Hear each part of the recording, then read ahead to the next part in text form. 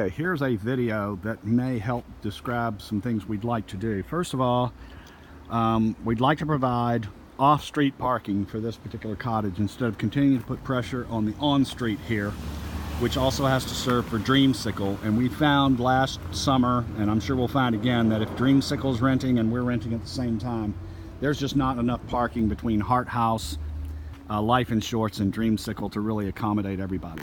So our proposal, and we had submitted the landscape plan, and it will be submitted in the last package that comes to you for final, is put a driveway in here that complies with the county rules. County rules say 9 feet by 20 feet for each car. Well, that's 9 feet once and 20 times 2. I don't know that we really have to go back that far. The county might not be that much of a stickler for detail. But the idea is the driveway would start more or less at the southward property line, which is where the driveway should go, and where we're setting back the property to its proper setback.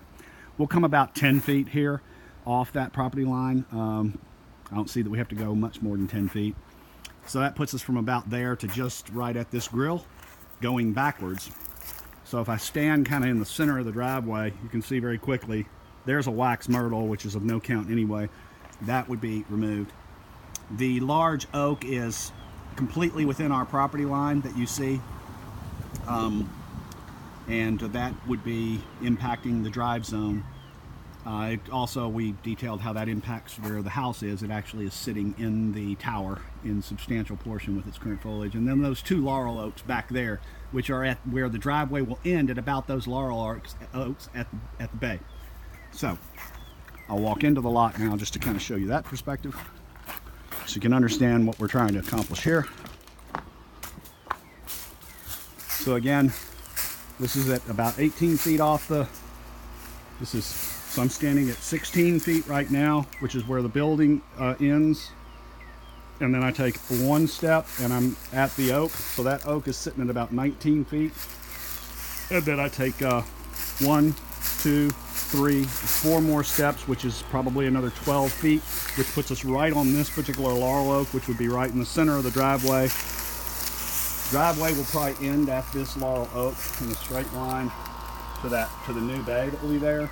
And then this laurel oak here is just of, extremely dubious quality, as I had said. It turns 90 degrees, goes out that way, and then has a small canopy. And your daughter looked at these online, in real time with me, and we looked at them, and I explained some of that detail to her.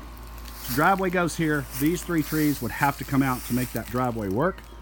And then the idea is if the driveway is put in place after the home comes off, then the dumpster goes here, the porta toilet goes here, and all the laydown material goes on the driveway. So it becomes very easy for us to build the home without doing any other substantial, stuff around the front of the lot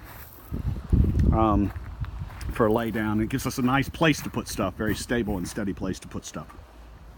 The proposal, that as we've thought about it and we've talked to our engineers about drainage in Seaside, if there's no objection, which I'm not sure there would be, we would do this exact same structure here that we find on the side of the road. We would go down, we would put the protective barrier underneath, we'd put the large rocks underneath, and we'd finish off with the smaller rocks and just use that to be kind of an equivalent, exactly equivalent to this, just carrying on into there for off-street parking.